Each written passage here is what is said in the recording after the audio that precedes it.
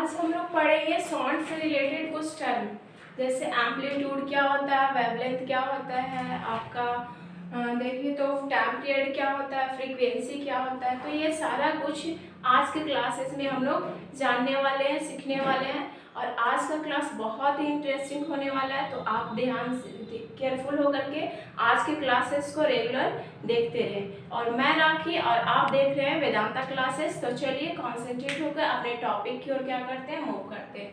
First term है आपका amplitude. क्या है फर्स्ट टर्म आपका एम्पलीट्यूड? हम लोग ट्रांसवर्स वेव में देखे थे कि जब किसी वेव में क्या लाया जाता है, डिस्टर्बेंस, तो उसका जो वेव का जब किसी वेव पार्टिकल्स में डिस्टर्बेंस लाया जाता है तो पार्टिकल्स का जो मूवमेंट होता है वो अप एंड डाउन होता है, अप एंड डाउन होता है। इस तरह से आपका क्या होता है, आपका मूवमेंट होता है पार्टिकल्स में। तो अब देखें, ये तो क्या देखे थे कि ये वेव का डायरेक्शन है और ये क्या है, मोशन, ये पार्टिकल्स का डायरेक्शन था। वेव का डायरेक्शन एंड पार्टिकल्स के डायरेक्शन के बीच में 90 डिग्री का एक दूसरे से परपेंडिकुलर रिलेशन शो करते थे। तो यहाँ पे देखें कि इस वेव में जो हम लोग डायग्राम बनाए वहाँ पे एम्पलीट्यूड क्या कहलाएगा। तो यहाँ पे इस पार्टिकल्स में डिस्टर्बेंस लाने के बाद ये पार्टिकल कहाँ पे, हाईएस्ट पीक कहाँ पे जा रहा है, तो ये मीन पोजीशन कहलाएगा, ये पार्टिकल्स का मीन पोजीशन कहलाएगा। और कहाँ तक ये जा रहा है, तो हाईएस्ट पॉइंट कहाँ पे जा रहा है, यहाँ पे सपोज जा रहा है। तो ये मीन पॉइंट से ये हाईएस्ट पॉइंट तक के बीच का जो डिस्टेंस हुआ वो क्या कहलाएगा, आपका एम्पलीट्यूड। जब किसी भी पार्टिकल्स में डिस्टर्बेंस लाया जाता है तो वो डिस्टर्बेंस की वजह से उसका मीन पोजीशन में क्या होता है, चेंजेज आता है। और ये अपना मीन पोजीशन को चेंज करके हाईएस्ट कितना तक जाता है, ये क्या कहलाता है, आपका एम्पलीट्यूड। तो वही बोला गया, the maximum displacement of a particle from its mean position in any direction. अपने मीन पोजीशन से यहाँ पे डिस्प्लेसमेंट क्यों यूज किया गया है, डिस्प्लेसमेंट मीन डिस्टेंस, वैसा डिस्प्लेसमेंट में क्या होता है, डिस्प्लेसमेंट एक वेक्टर क्वांटिटी होता है। वेक्टर क्वांटिटी कहने का मीनिंग इसमें मैग्नीट्यूड के साथ साथ क्या होता है, डिस्प्लेसमेंट होता है। तो मैग्नीट्यूड के साथ साथ डिस्प्लेसमेंट होता है, इसीलिए यहाँ पे हम लोग डायरेक्शन वर्ड का यूज किया है।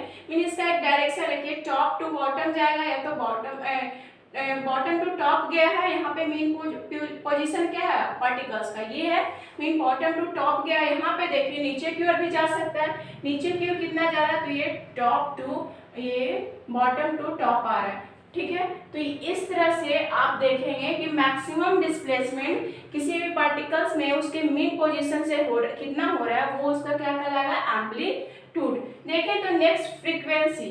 तो फ्रीक्वेंसी क्या होता है, जब यहाँ पे हम लोग डिस्टर्बेंस लाए और पार्टिकल्स को वाइब्रेट किए, तो देखिए यहाँ पे ऐसे अप गया, फिर डाउन आया, टॉप टू बॉटम इस तरह से हो रहा है। तो ऊपर जाता है तो क्या कहलाता है, क्रेस्ट, और नीचे क्या कहलाता है, आपका ट्रफ। तो एक क्रेस्ट और एक ट्रफ मिलकर के क्या बनाता है, वन फ्रीक्वेंसी। तो ये क्रेस्ट, एक ट्रफ वन, ये क्रेस्ट, ये सेकेंड फ्रीक्वेंसी, दो फ्रीक्वेंसी, ये 1 2 3 और ये 1 2 4 और ये 1 2।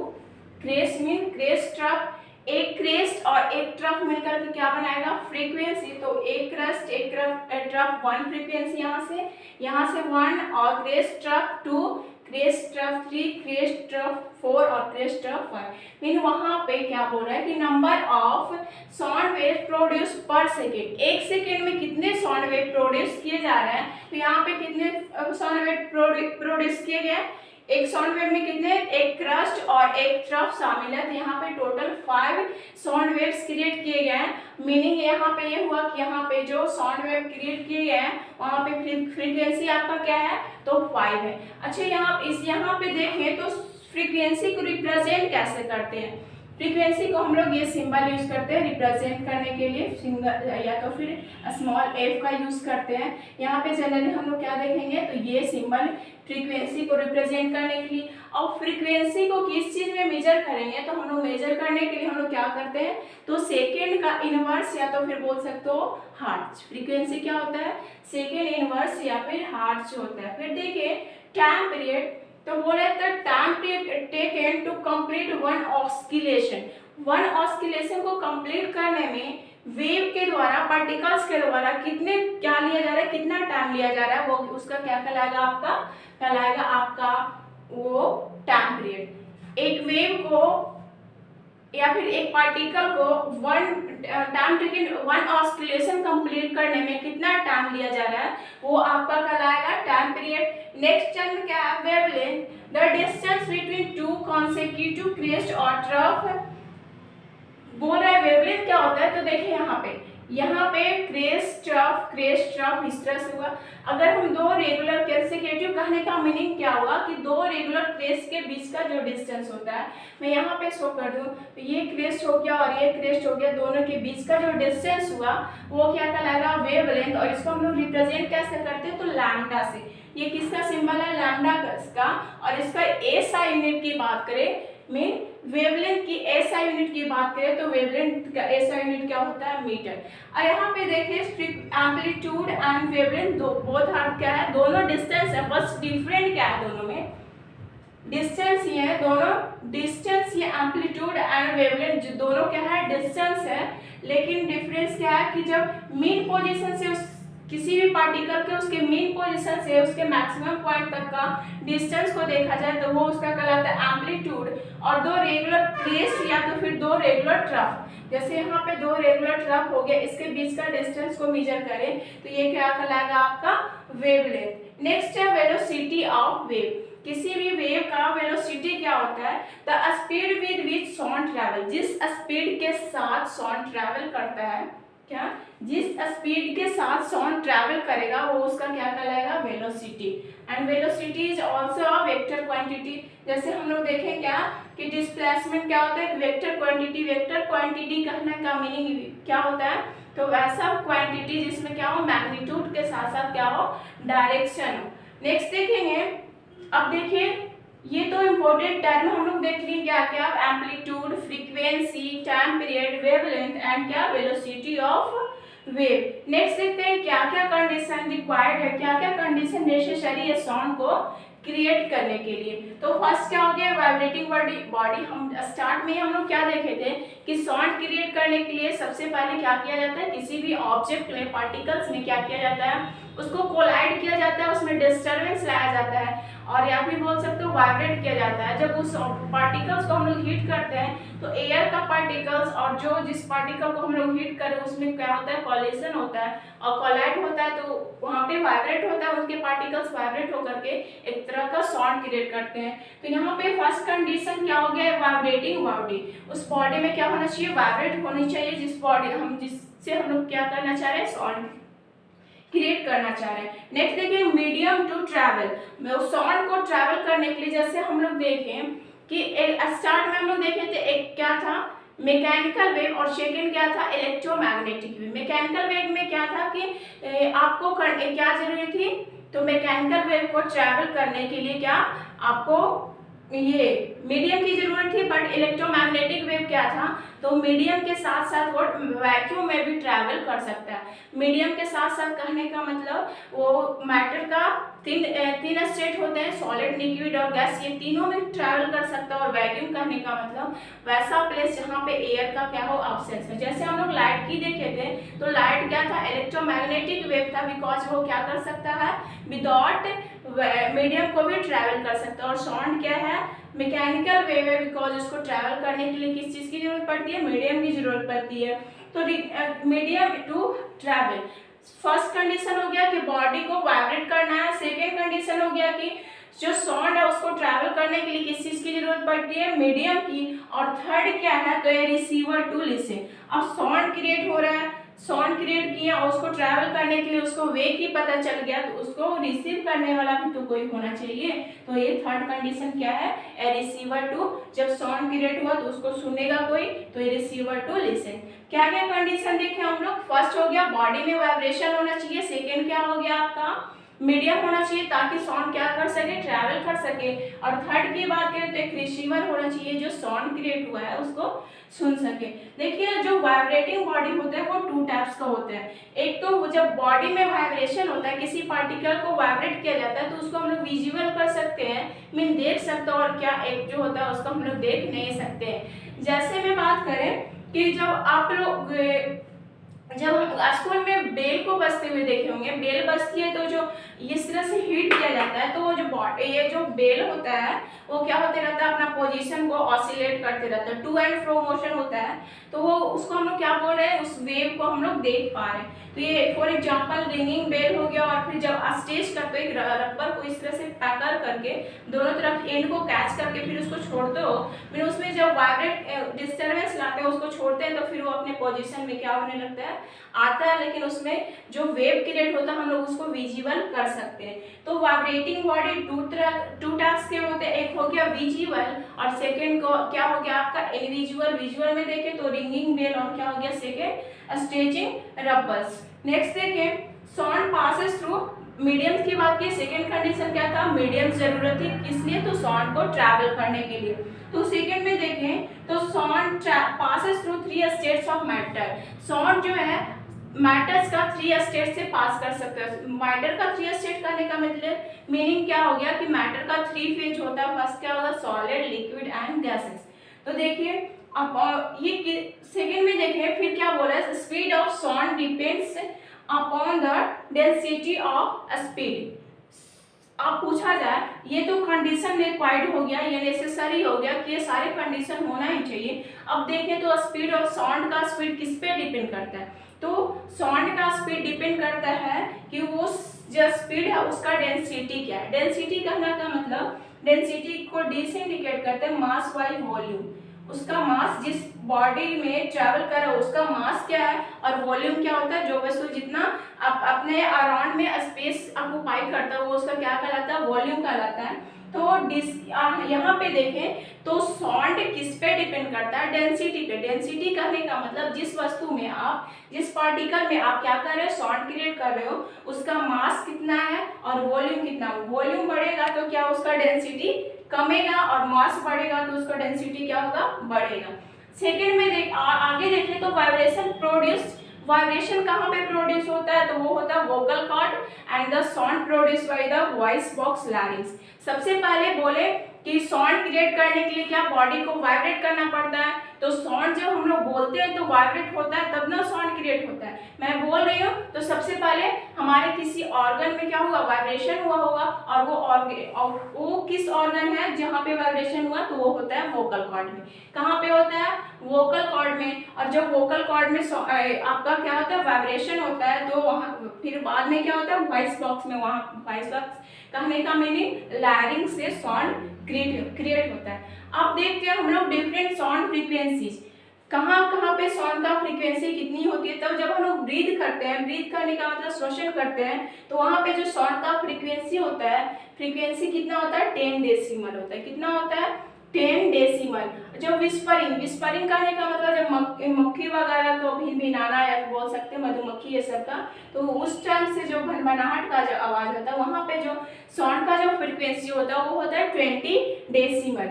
नेक्स्ट देखिए कन्वर्सेशन, जब हम लोग एक दूसरे से बात करते हैं तो उस टाइम जो साउंड का फ्रीक्वेंसी होती है वो कितनी होती है, 40 डेसिबल। एंड जो ट्रैफिक करने का मतलब जो ट्रैफिक पे व्हीकल्स वगैरह चलते हैं, वैन वगैरह चलते हैं, तो वहाँ से जो साउंड क्रिएट किया जाता है वो एवरेज रेंज में बात करें तो उसका जो फ्रीक्वेंसी होता है वो कितना होती है, 50 डेसिबल। एंड जो फैक्ट्रीज, बड़े बड़े फैक्ट्रीज होते हैं वहाँ से जो साउंड का जो फ्रीक्वेंसी होती है वो 20 डेसिबल होती है। तो ये सारा कुछ इंपॉर्टेंट फैक्ट है जो आपको याद रखना चाहिए। ब्रीदिंग के थ्रू देखें तो 20 डेसिबल, ब्रीदिंग के थ्रू क्या हो 10 डेसिबल, विस्परिंग के थ्रू क्या हो गया 20 डेसिबल, और कन्वर्सेशन के थ्रू क्या हो गया 40 डेसिबल, ट्रैफिक से क्या हो गया 50 डेसिबल, एंड फैक्ट्री से बात करें तो कितना हो गया 20 डेसिबल फ्रीक्वेंसी होती है।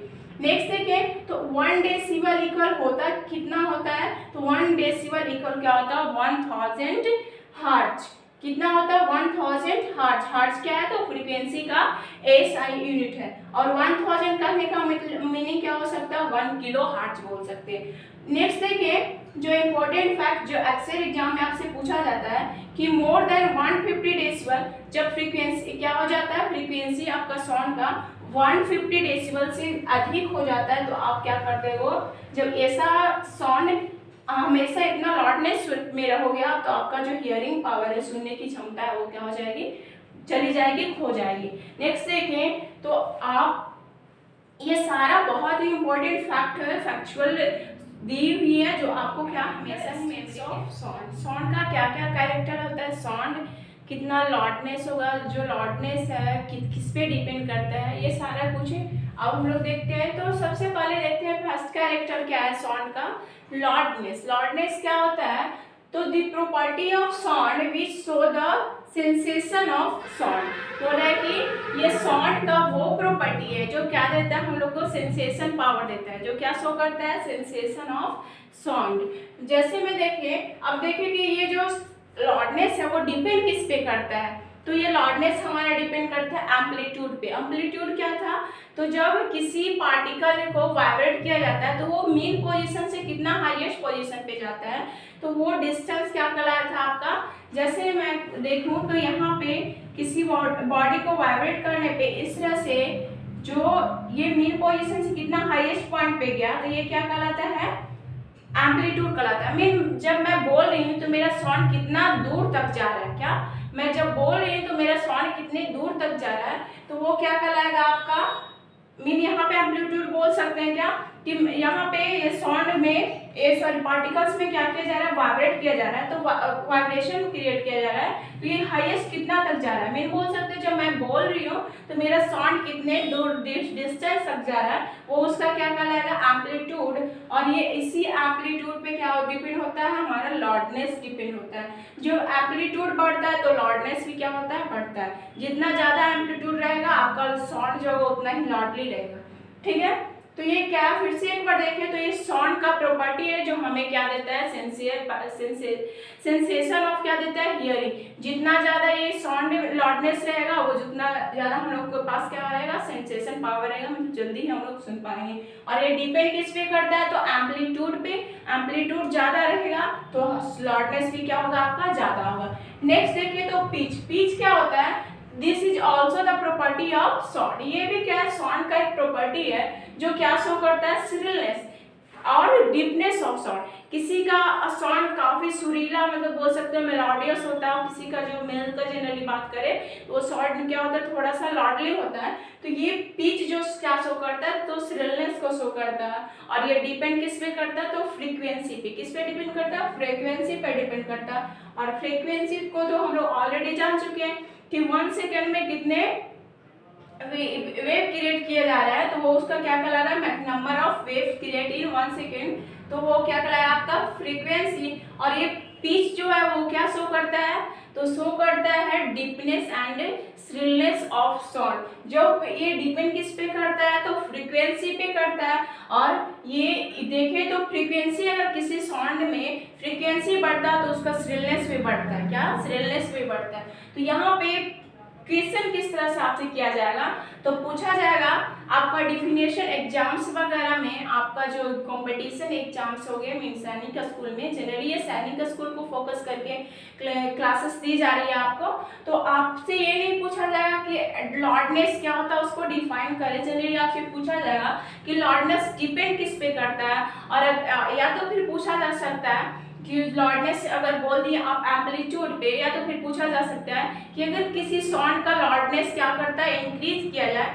तो अगर किसी साउंड का एम्पलीट्यूड को क्या किया जाए, इंक्रीज किया जाए, तो उसके लॉडनेस पे क्या इफेक्ट पड़ेगा, तो लॉडनेस विल बी आल्सो इंक्रीज। जब एम्पलीट्यूड को इंक्रीज किया जाएगा तो लॉडनेस भी क्या होगा, इंक्रीज होगा। फिर ऐसे पूछा जा सकता है कि जो पिच है, जो हमारा साउंड का में जो पिच होता है वो क्या किस चीज़ को शो करता है, या फिर बोल सकता है किस चीज़ पे डिपेंड करता है। तो पिच से क्या होता है, हमारे जब हम लोग, ये हमारा साउंड का प्रॉपर्टी है जो क्या शो करता है, श्रिलनेस और साउंड, ये डीपनेस ऑफ साउंड शो करता है। और ये डिपेंड किस पे करता है, फ्रीक्वेंसी पे। मीन यहाँ पे पूछा जाएगा कि अगर किसी भी साउंड में उसका फ्रीक्वेंसी को बढ़ा दिया जाए, देन उसका पिच पे, आई मीन उसका श्रिलनेस पे क्या इफेक्ट पड़ेगा, तो श्रिलनेस भी विल बी आल्सो इंक्रीज।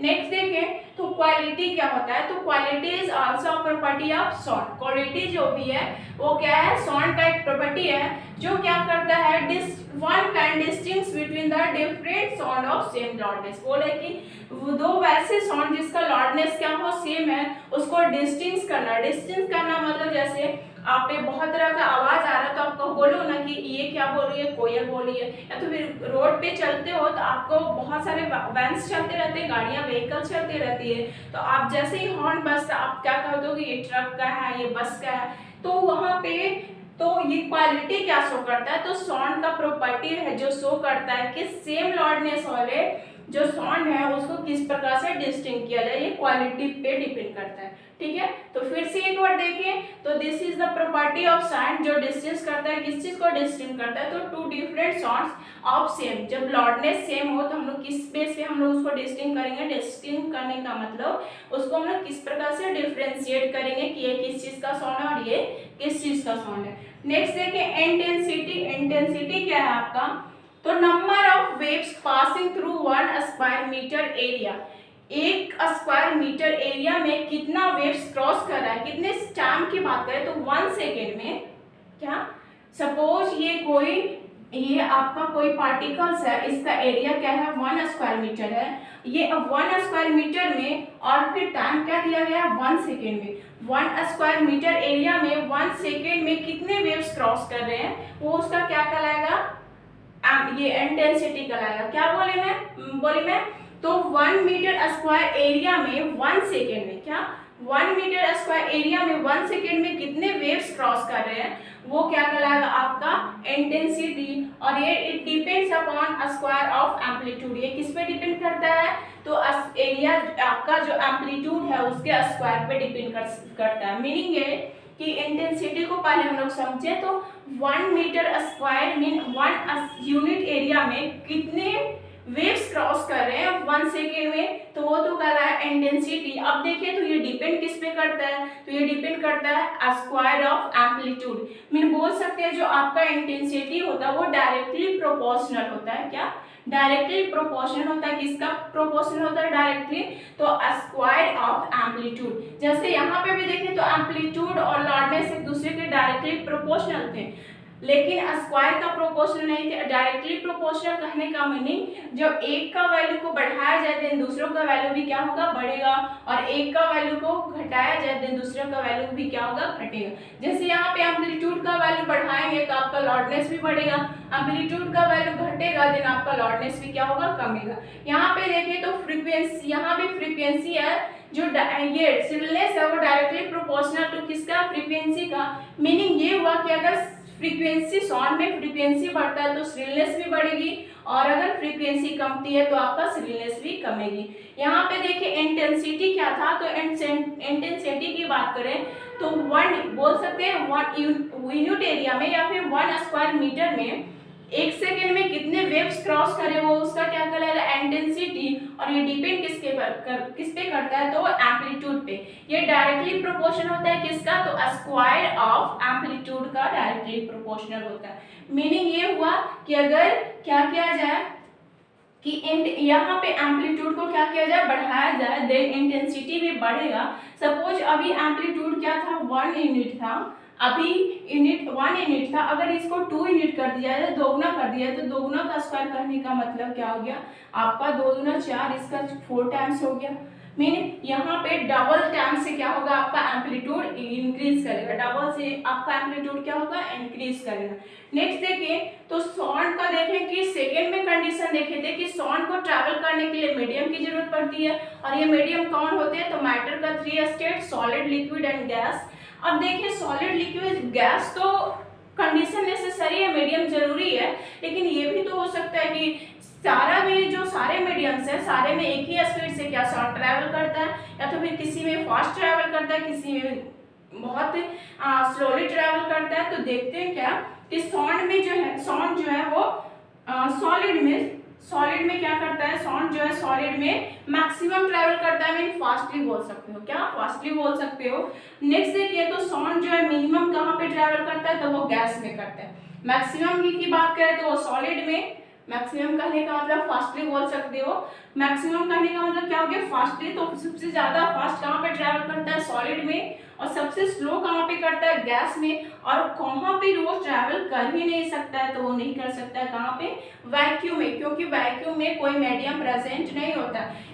जो हम लोग गैस की बात करें तो गैसेस में बोल सकते हैं एयर होता है, और वैक्यूम तो बताएं कि वैक्यूम ऐसा प्लेस होता है जहाँ पे एयर का एब्सेंस होता है, मीन यहाँ पे जो ये आपका साउंड है वो ट्रैवल नहीं कर पाएगी। नेक्स्ट देखिए कि स्पीड कितना होता है, आपका ये क्वेश्चन आप ये सारे को आपसे जो आप सैनिक स्कूल को ये लेकर पढ़ रहे हैं, तो ये सारे क्वेश्चन अक्सर एग्जाम्स में, कॉम्पिटिटिव एग्जाम्स में पूछा जाता है कि स्पीड जो होता है वो साउंड का स्पीड सबसे अधिक कहाँ पे होता है, सबसे फास्ट कहाँ पे मूव करता है, तो सॉलिड में, सबसे कम फास्ट कहाँ पे मूव करता है, गैस में, कौन सा मतलब कहाँ पे मूव ही नहीं कर सकता, ट्रैवल ही नहीं कर सकता, तो वो हो गया वैक्यूम। और देखें तो स्पीड ऑफ साउंड क्या होता है, तो 330 मीटर पर सेकेंड, एक सेकेंड में कितना कवर करता है, तो 330 मीटर, 330 मीटर।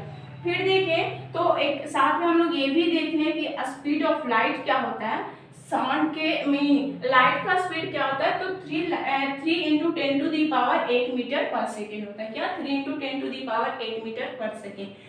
इसी वजह से जैसे जब बारिश होता है तो बारिश होने के क्या, बारिश होता है तो सबसे पहले बारिश होने से पहले क्या, बिजली को कड़कने से पहले उसका एक मतलब ये आता है कि लाइट टाइप से आता है जिसको आवाज मतलब बोलते हैं, तो सबसे पहले वो लाइट आती है, क्यों, क्योंकि जो लाइट होता है उसका स्पीड जो होता है वो जो बिजली के कड़कने की आवाज से क्या मीन साउंड से ज्यादा स्पीड किसका होता है, लाइट का होता है। तो सबसे पहले लाइट आती है, बारिश होता है तो ऐसा देखने को मिलता है, सबसे पहले लाइट आती है उसके बाद बादल को गरजने की आवाज आता है, बिकॉज जो लाइट ऑफ स्पीड है ज्यादा किसके कंपेरिजन में, तो साउंड ऑफ स्पीड के कंपेरिजन में ज्यादा है। तो मैं फिर से एक बार रिव्यू कर दूं तो लाउडनेस किस पे डिपेंड करता है, तो लाउडनेस डिपेंड करता है एम्पलीट्यूड पे, आपका पिच किस पे डिपेंड करता है, तो फ्रीक्वेंसी पे। क्वालिटी की बात करें तो ये क्वालिटी क्या करता है, तो दो सेम लाउडनेस को आपका जो टू वॉइस को मीन बोल सकते हैं, साउंड को क्या करता है, डिस्टिंक्ट करता है, मतलब डिफरेंशिएट करता है। इंटेंसिटी किस पे डिपेंड करता है, तो स्क्वायर ऑफ एम्पलीट्यूड को। तो आई होप आज का क्लासेस में सारा कुछ कंटेंट जो भी आपको दिया गया वो समझ में आया होगा, और अगर अच्छी लगी तो वीडियो को लाइक शेयर एंड सब्सक्राइब करें। Thank you for watching.